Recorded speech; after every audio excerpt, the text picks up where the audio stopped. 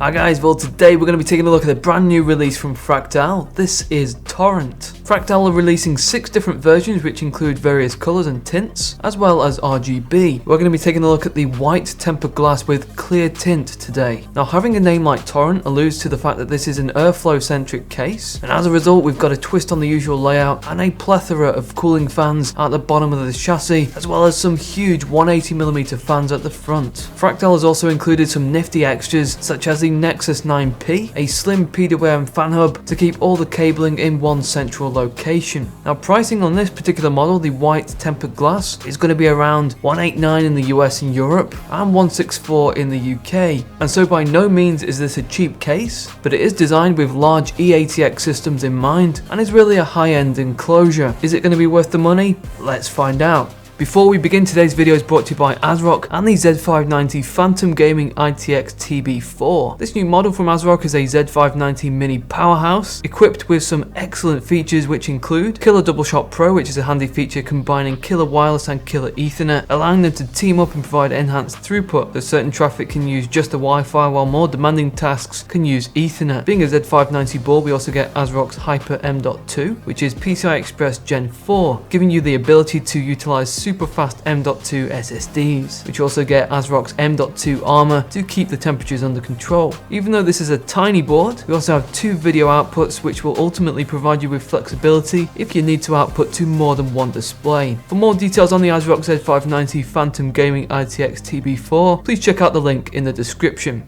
Right guys, we're going to start with the front of Torrent, and as you can see, we have a heavily ventilated grille, which is necessary for an airflow specific case. And that front grille has a stylish looking design which stretches from the top to the bottom, and of course we have the Fractal emblem there towards that bottom. Now this front panel is detachable. All you got to do is give it a firm pull and it lifts off from the chassis. And inside there we've got the filter which can be removed for cleaning, and then that gives us access to those front cooling fans. Now this model typically has the 180mm dynamic X2 fans, but we've switched these out for the new Prisma AL-18 PWM ARGBs. The Prismas have 12 addressable hub-mounted RGB LEDs, which are compatible with all board manufacturers' RGB technology, and these fans are sleeved and have the option to daisy chain the RGB in case you lack those multiple RGB headers on your board. And we should also point out that having the front panel detached also gives us access to remove the dust filters which cover the bottom section of the case. Now the front panel connectivity is up at the top, and we get headphone and mic ports, 2 USB 3 ports which are now USB 3.2 Gen 1, a large power button, a USB Type-C which is USB 3.2 Gen 2, and then the reset button. And so a decent amount of ports there, and even though it is a small touch, it is nice to see those black USB ports to keep that design looking cohesive. Now up at the top of Torrent we've got a closed off panel which may come as a bit of a surprise, but the orientation of this case is completely different to a conventional enclosure. The PSU is at the top, which we'll check out when we go inside. For the side panels we have the tempered glass on the prominent side, which gives that edge-to-edge viewing of the internal components. And then on the alternate side, just a solid steel panel. To get inside you don't need any tools and there are no screws, although you can add them for extra security. You simply give each panel a firm pull towards you and it lifts off. With those panels removed, we now have a view inside Torrent, and as you can see the layout is similar to a traditional case, but things like the PSU are at the top, and that paves the way for a lineup of cooling fans at the bottom. Torrent is a large case, and with that it can accommodate up to the E-ATX form factor. Inside we've installed our ATX test system for demo purposes, and hopefully this gives you a bit of an idea of how easy it is to create a nice clean and tidy configuration using the features which are on offer. If we go inside for a closer look, we're going to start with the power supply area, which is at the top. Moving the PSU cage up to the top creates more space in the main chamber and is a welcome change from what we're typically used to. Now as part of this build we're using Fractal's brand new Ion Plus 2 Platinum 860 watt power supply, which also launches today. This new PSU comes with a stack of generational improvements, new ultra-flex cables and semi-passive cooling. So to install the PSU you're going to slide that top panel off to get access. And as you can see, it's a really nicely designed area, and it makes quite a lot of sense to have the PSU up here for cable management. Further along you can see there are integrated fill ports for water cooling. Those are 21 and 25.4mm, and then over in the main chamber there are a number of slots there for installing a reservoir up to 247mm. Since we have the power supply at the top, there are no spots for installing fans at the top of the case, but there is a heavily ventilated back section which can take either 120 or 140mm fans.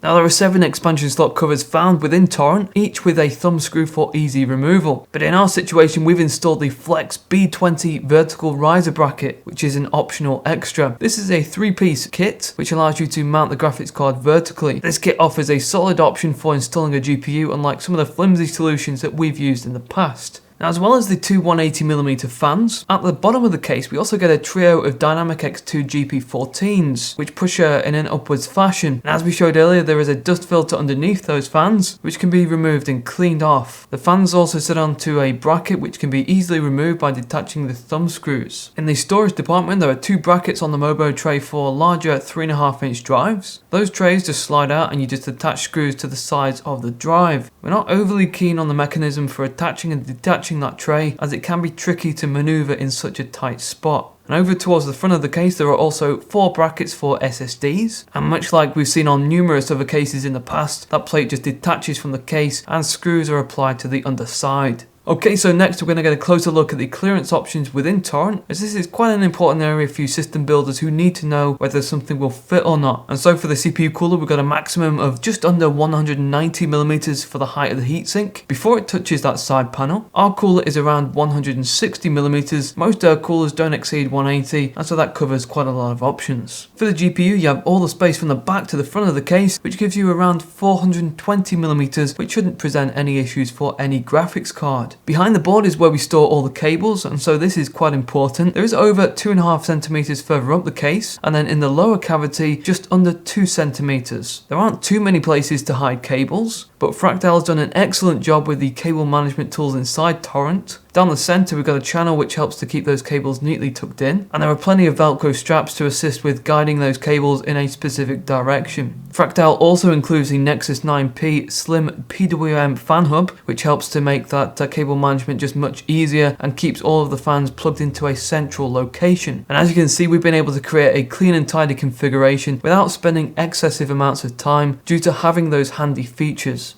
Torrent is well equipped for water cooling, and there are numerous spots for installing different sized radiators. The front allows for 120 to 420, the bottom is again similar in that it can house 120 to 420, and the rear can obviously take 120 or 140 as well. And lastly, we're going to do a quick sound test to show you what you can expect in terms of the noise levels with a full system installed. As a reminder, Torrent comes with 5 fans, 3 140s at the bottom and 2 180s at the front. So we have our KC330D sound meter, and here is the decibel reading.